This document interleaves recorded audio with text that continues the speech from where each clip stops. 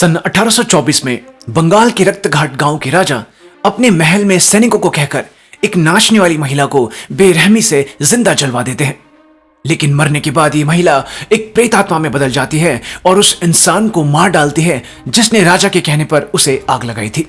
इसके बाद कहानी हमें बंगाल 2024 में रूहान रंधावा की जिंदगी में ले जाती है, जो अपने पार्टनर टिल्लू के साथ लोगों को भूत भगाने वाला बताकर धोखा देकर पैसे कमाता था।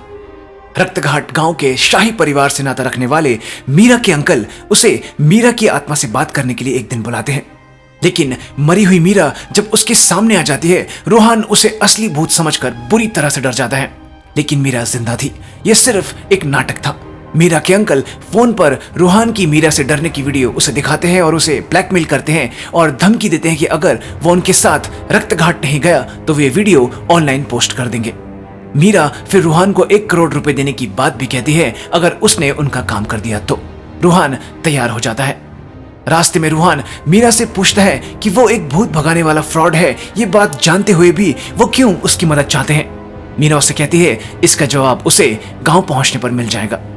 रक्तघाट गांव पहुंचने पर रूहान को एक चीज बड़ी अजीब लगती है कि गांव के सभी लोग उसे बहुत ज्यादा घूर घूर कर देख रहे थे। इसके बाद वो शाही परिवार से मिलने उनके महल पहुंचता है, जहां उसे पता चलता है कि शाही परिवार मंजुलिका के भूत के डर से महल में न रहकर पास के जानवरों के तबेले में रह रहा था, जहां उसकी मुलाकात मीरा के पिता और रक्तघाट के राजा और उनके परिवार से होती है, जो बहुत ही गरीबी में दिन गुजार रहे होते हैं। इनकी हालत देख रूहान मीरा को कहता है कि तुम लोगों के पास 1 फूटी कौड़ी नहीं है तो तुम मुझे तुम्हारा काम करने के 1 करोड़ रुपए कैसे दोगी। मीरा कहती है इसका जवाब तुम्हें आज रात मिल जाएगा। रात को शाही परिवार के पुरोहित और मीरा रूहान को महल के अंदर ले जाते हैं, जहां रूहान हूबहू अपने जैसे इंसान को एक पुरानी तस्वीर पर देखता है। राजपुरोहित उसे बताते हैं कि यह तस्वीर उसकी नहीं बल्कि यहाँ के राजकुमार देवेंद्र नाथ की है और तुम उनके पुनर्जन्म हो। जिसके बाद वो रूहान को देवेंद्र नाथ और उनकी बहन मंजुलिका की कहानी सुनाते हैं। बचपन से ही मंजुलिका हर कला में निपुण थी, चाहे वो नृत्य हो चाहे युद्ध कला। अपने पिता की एक ही संतान होने के कारण वो जानती थी कि उसके पिता का सिंहासन उसे ही मिलेगा। लेकिन आगे चलकर मंजुलिका के पिता को अपनी एक दासी से पुत्र हुआ देवेंद्र नाथ, जिससे मंजुलिका नफरत करती थी। लेकिन अभी भी उसे पूरा यकीन था कि सिंहासन उसे ही मिलेगा, क्योंकि देवेंद्र नाथ में दासी का भी खून था। लेकिन उसके पिता ने देवेंद्र नाथ को अपना उत्तराधिकारी घोषित किया और उसी रात मंजुलिका ने अपने भाई को मार डाला। इस अपराध के लिए मंजुलिका को उसके पिता ने जलाकर मृत्यु दंड देने का आदेश दिया। लेकिन मृत्यु भी मंजुलिका को रोक नहीं पाई। वो एक प्रेत आत्मा बनकर वापस लौटी और अपने पिता को जिंदा जलाकर मार डाला। मंजुलिका को रोकने के लिए उस समय के राजपुरोहित ने पूजा कर यज्ञ द्वारा एक पवित्र तेल उत्पन्न किया, जिसकी मदद से उन्होंने मंजुलिका को एक कमरे के अंदर रोका और फिर भैरव कवच की मदद से उसे हमेशा के लिए इस कमरे में बंद कर दिया। यह भैरव कवच मंजुलिका की प्रेत आत्मा को सिर्फ रोक सकता था, उसे मार नहीं सकता था। भविष्यवाणी के अनुसार राजघराने में से ही कोई पुनर्जन्म लेगा और दुर्गा अष्टमी के दिन इस द्वार को खोल मंजुलिका का अंत करेगा। फिर राजपुरोहित कहते हैं करीबन 200 सालों से रक्तघाट गांव के लोग आपका इंतजार कर रहे हैं। कल दुर्गा पूजा का पहला दिन है। जिस तरह मां दुर्गा ने महिषासुर का अंत किया था, आपको भी मंजुलिका का अंत दुर्गा अष्टमी के दिन करना है। उससे पहले इस द्वार के निकट जाने का सोचेगा भी मत। अगले दिन रूहान इन बातों को सुन बहुत खुश होता है कि वो एक राजकुमार का पुनर्जन्म है। लेकिन मीरा उसे कहती है कि ये सब बातें बकवास है, यहाँ कोई प्रेत आत्मा नहीं है। उसके पिता ने उसे कसम दी थी, नहीं तो वो खुद उस दरवाजे को कब का खोल देती। लेकिन अब यह अंधविश्वास दुर्गा अष्टमी के दिन हमेशा के लिए खत्म हो जाएगा, जब तुम वो दरवाजा खोल दोगे।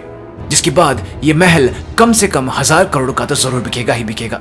उसी दिन रात को मीरा ने महल की मरम्मत के काम के लिए कौशिक और उसकी टीम को बुलाया था। लेकिन उसकी जगह मलिका नाम की महिला महल में पहुंचती है, जो आते ही बहुत ही अजीब तरीके से रूहान से कहती है, तो आप ही हैं राजकुमार देवेंद्र नाथ के पुनर्जन्म? तो आपको कुछ याद आया अपने परिवार के बारे में, खासकर आपकी बहन मंजुलिका के बारे में? इसके बाद रात को सोने से पहले रूहान मीरा को महल की छत पर देखता है और उसे घूमने के लिए बुलाने लगता है। मीरा हंसती है और आने का इशारा करती है, लेकिन वो नीचे आने के लिए सीधा छत से नीचे कूद पड़ती है और बड़ी जोर से नीचे गिरती है।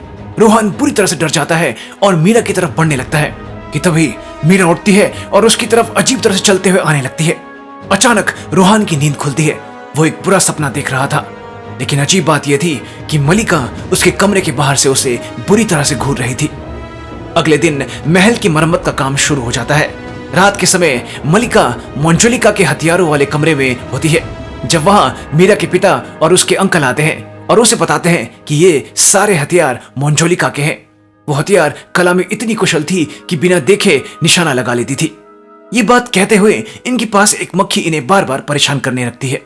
मलिका इनकी तरफ मुस्कुराते हुए पीठ करती है और अचानक मंजुलिका के चाकू को निशाने पर मारती है, लेकिन निशाना नहीं लगता।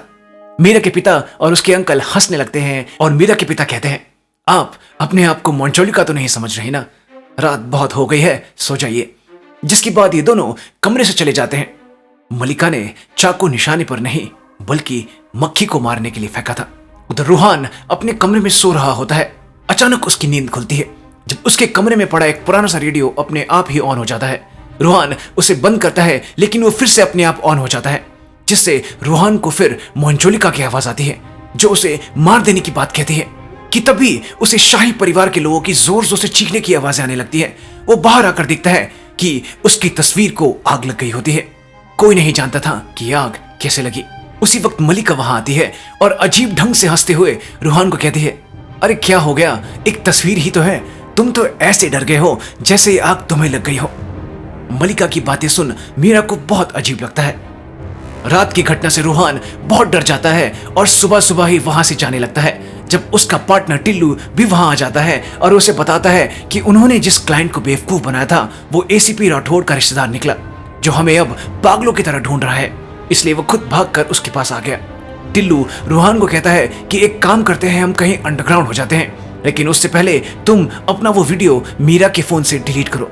जिसके बाद ये वापस महल आ जाते हैं, जहां रूहान मीरा के भाई को पैसे का लालच देकर अपनी बहन का फोन लाने के लिए कहता है, ताकि वो अपना वीडियो डिलीट कर सके। मीरा के फोन पर जब वो वीडियो डिलीट करने लगता है, वो देखता है कि मीरा ने उसकी बहुत सारी फोटोज ली थी। वो रूहान को पसंद करती थी और जब रूहान उससे इस बारे में पूछता है तो वो हाँ कहती है। उसी दिन रात को ये दोनों घूमकर वापस महल लौटते हैं। जब ये देखते हैं कि मंजुलिका के कमरे का ताला खुला हुआ है और इनके ठीक सामने वो खड़ी है, जो रूहान को मार देने की बात कहती है अगर वो इस महल से नहीं गया तो। ये दोनों डर के मारे भागकर एक कमरे में छुप जाते हैं जहां मंजुलिका पहले से ही मौजूद थी। ये दोनों वहां से भागकर दूसरे कमरे में छुप जाते हैं, लेकिन वहां भी मंजुलिका पहुंच जाती है। अंत में ये दोनों भागकर वापस मंजुलिका के कमरे के सामने आ जाते हैं, जहां ये दोनों मलिका को खड़ा पाते हैं, जो रूहान का हाथ पकड़कर उसे मंजुलिका के कमरे की तरफ ले जाने लगती है। मंजुलिका जोर जोर से चले जाओ इस महल से, चले जाओ इस महल से चीखने लगती है, लेकिन मलिका उससे बिल्कुल नहीं डरती और उसके पास पहुंचकर उसे एक जोर का थप्पड़ मारती है। जिसके बाद इन्हें पता चलता है कि असल में गांव के पंडितायन और छोटा पंडित मंजुलिका के कमरे में काफी समय से छिपकर रह रहे थे। पंडित इन्हें बताता है कि एक बार तूफान में फंसने के कारण ये तीनों इस महल में आ गए और इन्होंने देखा कि मंजुलिका के कमरे का ताला जंग लगने के कारण टूटकर नीचे गिरा हुआ है और कमरे में भी कोई प्रेतात्मा नहीं है। ये तीनों इस कमरे में आराम से रह सकें, इसलिए इन्होंने महल में आने वाले लोगों को मंजुलिका के रूप में डराना शुरू कर दिया था। इन्होंने ही रेडियो में गड़बड़ की थी और देवेंद्रनाथ की तस्वीर को भी इन्होंने ही आग लगाई थी। इसके बाद पंडिताइन मलिका से पूछती है कि आखिर वो कैसे जान गई कि वो उसे डरा रही थी। मलिका मुस्कुराते हुए कहती है, क्योंकि मैं जानती हूं तू मंजुलिका नहीं हो सकती। मलिका की बात सुन फिर मीरा को हैरानी होती है। ये बात मीरा अपने पिता और अंकल को बताने जाने लगती है, जब रूहान उसे मना करता है और कहता है कि हम कल इस दरवाजे को खोल शाही परिवार और पूरे गांव वालों के सामने इस नाटक को खत्म करेंगे, ताकि ऐसा लगे कि उसने सच में मंजुलिका की प्रेतात्मा को भगा दिया है। इसके बाद रूहान मलिका का शुक्रिया करता है कि उन तीनों का भांडाफोड़ उसने इनका काम आसान कर दिया। मलिका मुस्कुराते हुए कहती है, इसमें शुक्रिया कैसा, तू तो मेरे छोटे भाई जैसा तो है। रूहान फिर कहता है, आपसे एक मदद और चाहिए थी, क्या आप कल मंजुलिका बनने का नाटक कर सकती हैं? मलिका जोर जोर से हंसने लगती है और फिर हाँ कहती है। अगले दिन रूहान सबके सामने इस नाटक को शुरू करता है। अचानक महल की लाइट्स जलने बुझने लगती हैं, जो असल में टिल्लू कर रहा था। तभी अचानक मंजुलिका के कमरे का दरवाजा भी जोर जोर से हिलने लगता है। रूहान कहता है, अब तेरा खेल खत्म मंजुलिका, अब तुझे ये महल छोड़कर जाना ही होगा। क्या हुआ, चुप क्यों है, डर गई क्या? तभी अचानक अंदर से एक डरावनी सी आवाज आती है, तू डराएगा मुझे? रूहान ये आवाज सुन एकदम चौंक पड़ता है। अंदर मलिका खड़ी थी, लेकिन वो मलिका जैसी बिल्कुल नहीं लग रही थी। ऐसा लग रहा था जैसे उनके अंदर मंजोलिका की आत्मा आ गई हो। इसके बाद मलिका फिर कहती है, तू जानता नहीं मेरे अंदर की आग को। इस आग में तुझे और तेरे पूरे परिवार को जला डालूंगी, छोड़ूंगी नहीं किसी को, सबको जलाकर भस्म कर दूंगी, तभी मेरे कलेजे को ठंडक मिलेगी। जिसके बाद अचानक मंजोलिका के कमरे का दरवाजा अपने आप ही खुल जाता है। रोहान डरते डरते अंदर घुसता है। अंदर कोई नहीं था। वो सभी के सामने नाटक करता है कि उसने मंजोलिका को भगा दिया, लेकिन अंदर ही अंदर वो इस घटना से बुरी तरह डर गया था। जब इस बारे में शाही परिवार के राजपुरोहित को पता लगता है, वो मीरा और रूहान पर बहुत गुस्सा होते हैं कि उन्होंने दुर्गाष्टमी से पहले क्यों इस द्वार को खोला। मीरा उन्हें सारी बात बताती है, लेकिन फिर भी राजपुरोहित कहते हैं कि ना जाने क्यों उन्हें अभी भी मंजोलिका के इसी महल में होने का आभास हो रहा है। उसी वक्त मलिका की मरम्मत कर रही टीम मंजोलिका के हथियार वाले कमरे में काम कर रही होती है, जब अचानक एक दीवार के पीछे इन्हें एक खुफिया कमरा मिलता है। इस खुफिया कमरे में जब ये सभी पहुंचते हैं तो ये देखते हैं कि बिल्कुल मंजोलिका के कमरे की तरह यहाँ एक कमरा मौजूद था, जिसके दरवाजे को भैरव कवच से बंद किया गया था। इसके बारे में राजपुरोहित भी कुछ नहीं जानते थे। वो सभी को कहते हैं कि वो इस बारे में ग्रंथालय में जाकर जानने की कोशिश करेंगे, जहां शाही परिवार का सारा इतिहास संरक्षित किया गया है। फिर वो सभी से निवेदन करते हैं कि दुर्गाष्टमी तक किसी भी हालत में इस दरवाजे को ना खोला जाए। लेकिन अगले दिन मीरा के पिता के कहने पर रूहान इस दरवाजे को खोल देता है। वो जैसे ही ऐसा करता है, ढेर सारे कौवे इस कमरे से बाहर निकलते हैं, जो पूरे महल के चारों तरफ उड़ने लगते हैं। लेकिन अंदर कमरे में कुछ नहीं था। रूहान सभी को कहता है, देखा, मैंने कहा था ना, इस कमरे में कुछ नहीं है। उसी पल राजपुरोहित भी वहां पहुंचते हैं और गुस्से में कहते हैं, मेरे मना करने पर भी आप लोगों ने इस द्वार को क्यों खोला। वो सभी को बताते हैं कि ग्रंथालय से उन्हें ऐसी चौंकाने वाली बात पता चली है जिसके बारे में किसी को नहीं पता था। मंजोलिका की एक बड़ी बहन भी थी, जिनका नाम अंजुलिका था। इसके बाद राजपुरोहित कहते हैं, मुझे ऐसा आभास हो रहा है कि अब इस महल पर प्रलय को आने से कोई नहीं रोक सकता। उसी पल एक महिला महल के बाहर पहुंचती है। अचानक बिजली कड़कती है और इस औरत के आधे चेहरे पर कुछ पल के लिए मंजोलिका का चेहरा दिखाई देने लगता है। अगले ही पल कहानी हमें वापस सन 1824 में ले जाती है, जब इस गांव के राजा अपने अगले उत्तराधिकारी को चुनने वाले थे। अंजुलिका और मंजोलिका एक बेहतरीन नृत्य प्रस्तुत करती हैं, जिसके बाद राजा घोषणा करते हैं कि दुर्गाष्टमी के शुभ अवसर पर अगले उत्तराधिकारी को इस गांव का राजा बना दिया जाएगा। इन दोनों बहनों को पूरी उम्मीद थी कि राजा मंजोलिका को ही अपना उत्तराधिकारी बनाएंगे, लेकिन राजा उसकी जगह राजकुमार देवेंद्रनाथ को उत्तराधिकारी चुनते हैं। इन दोनों बहनों को मन ही मन ये बात बिल्कुल पसंद नहीं आती। कहानी फिर हमें आज के समय में वापस ले आती है। महल में ये महिला रूहान से मिलती है। मीरा के पिता बताते हैं कि ये महिला सूर्यगढ़ की महारानी मंदिरा देवी है, जो इस महल को खरीदने के सिलसिले से यहाँ आई है। मंदिरा रूहान से कहती है, मैं तो कब से आपसे मिलने को बेकरार थी, आपका शुक्रिया करना चाहती हूँ। अगर आप वो दरवाजा ना खोलते तो मैं यहाँ कभी नहीं आ पाती। रूहान डरते हुए कहता है, कौन से दरवाजे की बात कर रहे हैं आप। मंदिरा कहती है, अरे आपने ही तो दरवाजा खोल मंजोलिका को यहाँ से भगाया था ना, तभी तो मैं ये महल खरीदने यहाँ आ पाई। रूहान चैन की सांस लेते हुए कहता है, हाँ वो तो मैंने ही किया था। मंदिरा फिर कहती है, मैंने सुना है आप भूतों से बात भी कर लेते हैं, और अगर वो आपके सामने हो तो आप उन्हें पहचान भी लेते हैं। रूहान हाँ कहता है, लेकिन मन ही मन उसे मंदिरा की ये बातें बहुत ही अजीब लग रही थी। मंदिरा के लिए खास महल के राजा का कमरा साफ करवाया गया था उनके रुकने के लिए, लेकिन वो मंजोलिका के कमरे में रुकने की बात कहती है। रूहान उनसे पूछता है कि वो उसी कमरे में क्यों रुकना चाहती है। मंदिरा कहती है, जिस कमरे में इतने सालों से एक प्रेतात्मा बंद थी, उस कमरे में रहने का मजा ही कुछ और है। इसके बाद मंदिरा मंजोलिका के कमरे में आती है, जहां उसे मलिका मिलती है, और ये दोनों एक दूसरे को देख गुस्से से एक दूसरे का गला घोटने लगती हैं। उसी पल बाहर उड़ रहे सारे कौवे मरकर नीचे गिरने लगते हैं। राजपुरोहित कहते हैं, मैंने कहा था ना, इस महल पर प्रलय आने वाला है, और ये उसका पहला संकेत है।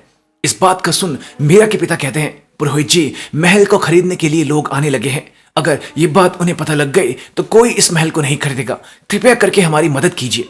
इस पर राजपुरोहित कहते हैं, मैं अपने पूर्वजों की तरह एक महायज्ञ करूंगा, जिससे एक पवित्र तेल उत्पन्न होगा। पिछली बार हमने उसके शरीर को जलाया था, इस बार हमें उसकी आत्मा को जलाकर उसका अंत करना होगा। तब तक आप सभी को बचकर रहना होगा। मैं ये महसूस कर सकता हूं कि वो आजाद हो चुकी है और हम सब पर नजर रख रही है। महल के ऊपरी हिस्से से मलिका और मंदिरा ये सारी बातें सुन रही थी। अगले दिन जब रूहान और मीरा मंदिरा को गांव घुमाने ले जाते हैं और उन्हें मंदिर चलने के लिए कहते हैं, वो मना करते हुए कहती हैं कि उन्हें भगवान में विश्वास नहीं है। रोहन कहता है, अरे आपके तो नाम में ही मंदिर है। मंदिरा जी आइए ना, ये गांव का सबसे प्राचीन मंदिर है।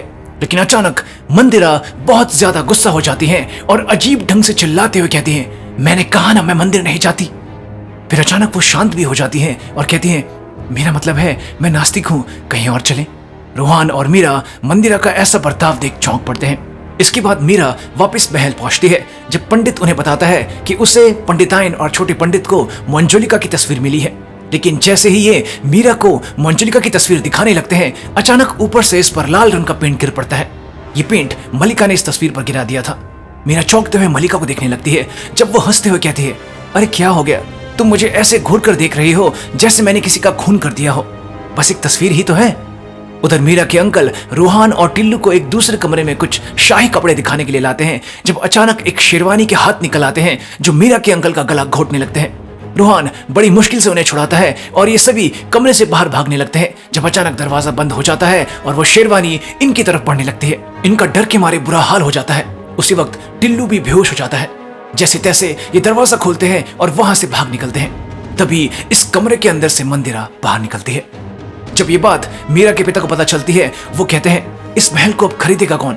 रोहन उन्हें कहता है कि हम इस महल को जल्द से जल्द मंदिरा को बेच देते हैं, उसे वैसे भी भूत प्रेत जैसी चीजों में काफी रुचि है।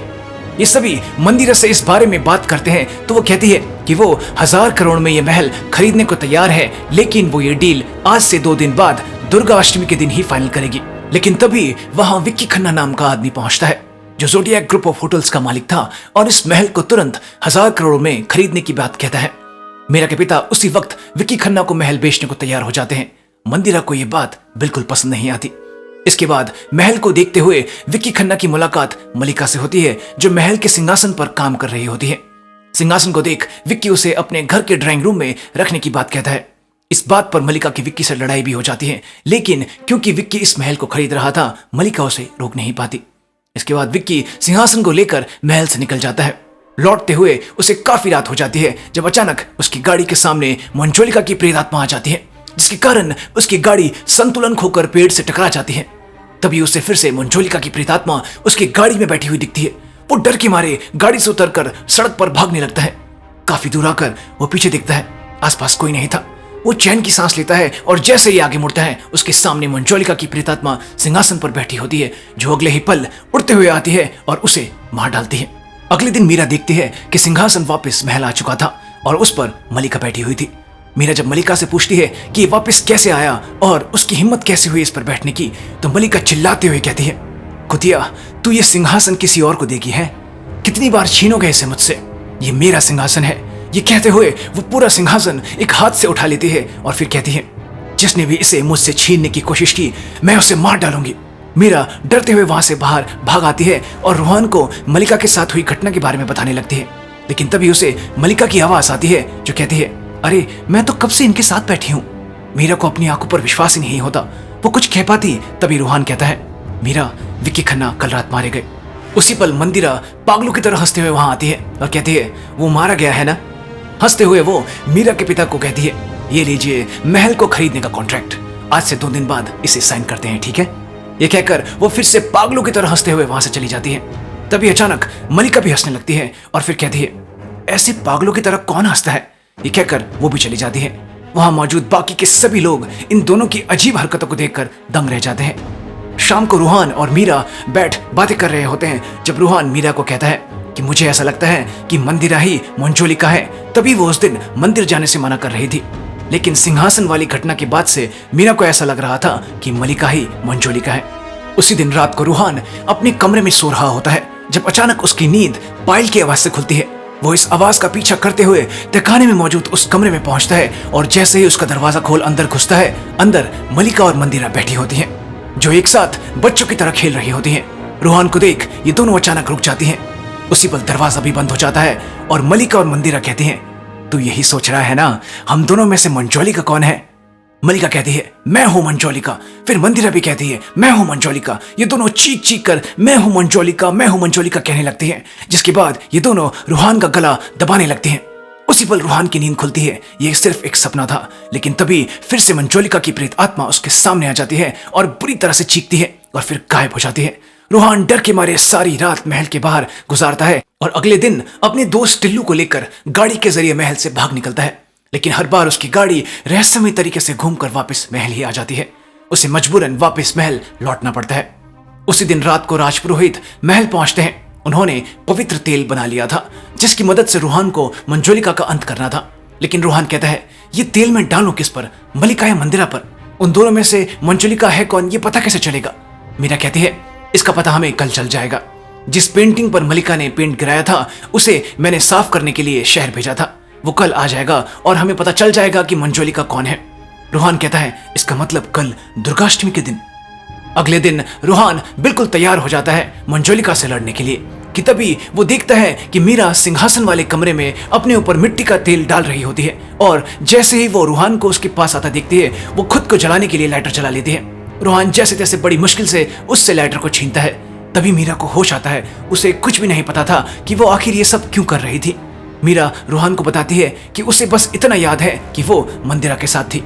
रूहान गुस्से में आग बबूला होकर मंदिरा को ढूंढते हुए उस जगह पहुंचता है जहां मंजोलिका को जलाया गया था और मंदिरा को देखते ही वो गुस्से से कहता है, तेरी दुश्मनी मुझसे है ना, मीरा को बीच में क्यों लाई? मंदिरा कहती है, क्या हो गया रूहान, मैंने कुछ नहीं किया मीरा को। लेकिन रूहान उसकी एक नहीं सुनता और उसके ऊपर पवित्र तेल डालने लगता है। उसी पल मीरा के पिता के फोन पर मैसेज आता है। वो रूहान को यह मैसेज दिखाते हैं कि तभी मलिका उड़ते हुए वहां आती है और मंदिरा को गले से पकड़कर दीवार पर दे मारती है। ये सभी देखते हैं कि मंजोलिका की शक्ल हूबहू मलिका से मिलती थी। उधर मलिका मंदिरा को बालों से पकड़कर खंबे पर चढ़ने लगती है और खंबे के ऊपर पहुंचकर बुरी तरह से चीखते हुए कहने लगती है, मैं हूं मंजोलिका। मंदिरा दर्द से मलिका को कहती है, छोड़ दो मुझे, छोड़ दो। मलिका कहती है, ले छोड़ दिया। मंदिरा ऊंचाई से गिरने लगती है लेकिन ऐन वक्त पर फिर से मलिका उसे पकड़ लेती है और कहती है, तुझे मैं बाद में मारूंगी, पहले अपने छोटे भाई को खत्म कर लूं। इसके बाद वो मंदिरा को जोर से एक दीवार पर दे मारती है।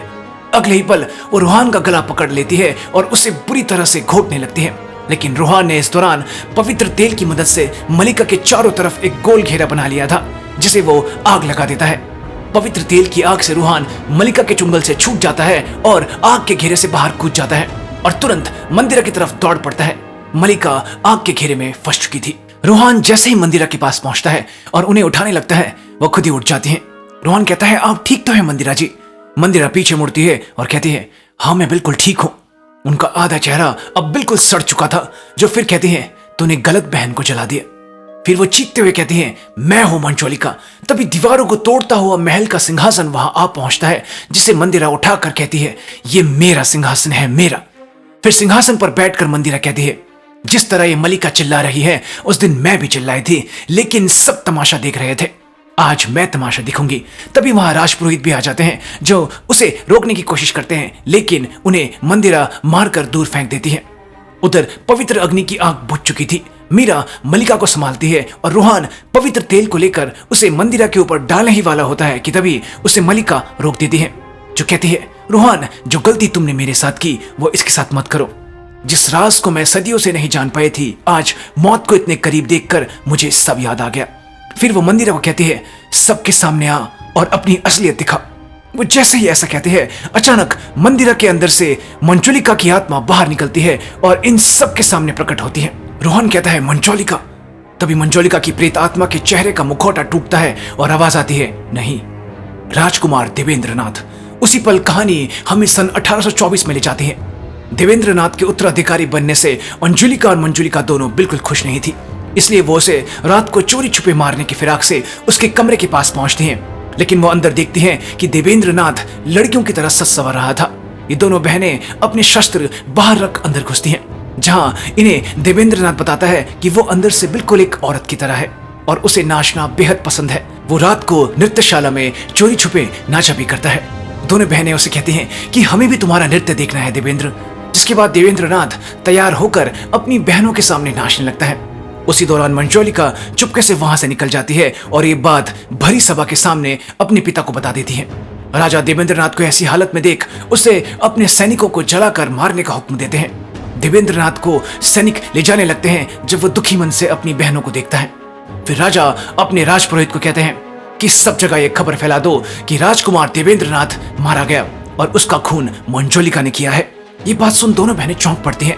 राजा फिर इन्हें कहते हैं तुम दोनों मुझे ये बात अकेले में भी बता सकती थी, लेकिन सिंहासन के लालच में तुमने भरी सभा में ये बात मुझे बताई। अब मेरी कोई संतान इस सिंहासन के लायक नहीं है। मंजुलिका, तुम अब हमेशा के लिए अपने भाई की खूनी कहलाई जाओगी, और अंजुलिका, तुम्हारा नाम अब हमेशा के लिए इतिहास के पन्नों से मिटा दिया जाएगा। मैं तुम दोनों को देश निकाला का सजा सुनाता हूँ, जिसके बाद देवेंद्रनाथ को बेरहमी से जला दिया जाता है और उसी रात वो प्रेतात्मा बन अपने पिता और महल के काफी सारे लोगों को मार देती है। उस समय के राजपुरोहित उसे रोकने के लिए पवित्र तेल का निर्माण करते हैं और उसे उस खुफिया कमरे में भैरव कवच की मदद से बंद कर देते हैं और दुनिया के सामने एक झूठा कमरा तैयार कर ये बात फैला देते हैं कि इस कमरे में उन्होंने मंजुलिका की प्रेतात्मा को बंद किया है। देवेंद्रनाथ की प्रेतात्मा कहती है, मैं कब से उस कमरे में बंद तुम दोनों से बदला लेने की आग में जल रहा था, और जब मैं बाहर आया तुम दोनों मेरे सामने थी। मैं तो तुम दोनों को पहले ही दिन मारने वाला था, लेकिन फिर मैंने सोचा कि ये तो कितनी साधारण मौत होगी। जिस तरह मुझे जलाकर मारा गया था, तुम दोनों को भी जिंदा जलकर मरना होगा। जिस तरह तुम उस समय मेरे साथ षड्यंत्र कर रही थी, इस बार मैं तुम दोनों के साथ षड्यंत्र कर रहा था। मलिका और मंदिरा जो भी अजीब हरकतें कर रही थी, वो उसी की वजह से थी, ताकि महल के सभी लोगों को ऐसा लगने लगे कि ये दोनों ही मंजुलिका हैं, ताकि लोग इन दोनों को जलाकर मार डालें। देवेंद्रनाथ की प्रेतात्मा कहती है, वो तो हो नहीं सका, कोई बात नहीं, अब सब के सब जलकर मरेंगे। अचानक चारों तरफ भयंकर आग जलने लगती है। फिर वो रूहान के हाथ से वो पवित्र तेल भी छीन लेता है और उसे फेंक देता है और पागलों की तरह खुशी से नाचने लगता है। अपना नाच खत्म करने के बाद वो राजपुरोहित को कहता है, पवित्र तेल तो बचा नहीं, अब तुम कैसे बचाओगे शाही परिवार को? तभी रूहान कहता है, पहले तू ये सोच कि तू खुद कैसे बचेगा। देवेंद्रनाथ की प्रेतात्मा नाचते नाचते पवित्र तेल के ऊपर आकर खड़ी हो गई थी, जिसकी पकड़ में वो फंस चुकी थी। उसी पल राजपुरोहित कहते हैं, असल में पुनर्जन्म देवेंद्रनाथ का नहीं, बल्कि मंदिरा और मलिका के रूप में अंजुलिका और मंजुलिका का हुआ है। तुम दोनों का पुनर्जन्म इसे जलाकर खत्म करने के लिए हुआ है। मलिका और मंदिरा देवेंद्रनाथ की प्रेतात्मा को जलाने के लिए मशाल लेकर उसकी तरफ बढ़ने लगती हैं, लेकिन तभी इन दोनों को अपने पिछले जन्म की सारी बातें याद आ जाती हैं। देवेंद्रनाथ ने इनसे आखिरी बार कहा था कि तुम दोनों बहनों के अलावा मेरा है ही कौन, तुम दोनों से मैं बेहद प्यार करता हूं। जिसके बाद ये दोनों मशाल को फेंक देती है। मलिका रोते हुए कहती है, हम लोगों का पुनर्जन्म अपनी गलती दोहराने के लिए नहीं, बल्कि उसे सुधारने के लिए हुआ है। हमारी जलन के कारण तुझे जलना पड़ा मेरे भाई। फिर मंदिरा रोते हुए कहती है, मेरे भाई तू तो हमेशा ही कैद में रहा, जीते जी आदमी के शरीर में और मरने के बाद उस दरवाजे के पीछे। इसके बाद ये दोनों देवेंद्रनाथ से माफी मांगती है और उसे कहती हैं कि तू हमें जलाकर मार दे, पर इन लोगों को छोड़ दे। अपनी बहनों की बातों को सुन देवेंद्रनाथ की प्रेतात्मा बुरी तरह से चीख चीख कर रोने लगती है और फिर अचानक उसका एक आंसू नीचे गिरता है, जिसके कारण उसका पूरा रूप बदल जाता है। उसी पल राजपुरोहित कहते हैं, मेरे पूर्वजों ने सही कहा था कि शाही परिवार से कोई पुनर्जन्म लेगा इसका अंत करने के लिए, लेकिन मैं ये समझ नहीं पाया था कि इसका अंत इसे जलाकर नहीं, बल्कि इसे समझकर होगा। देवेंद्रनाथ की आत्मा को मुक्ति मिल चुकी थी, जिसके बाद वो मुस्कुराते हुए अपनी बहनों और शाही परिवार के लोगों से विदा ले लेता है।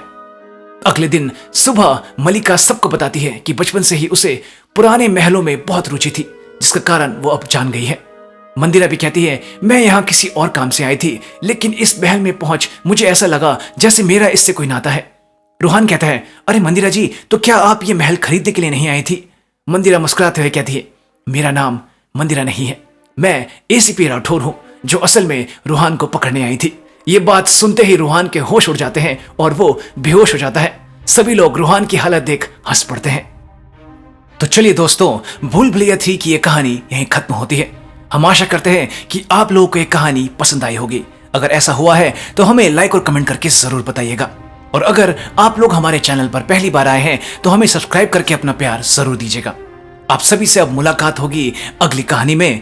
तब तक के लिए आप सभी अपना ख्याल रखिएगा। धन्यवाद, नमस्कार, जय हिंद।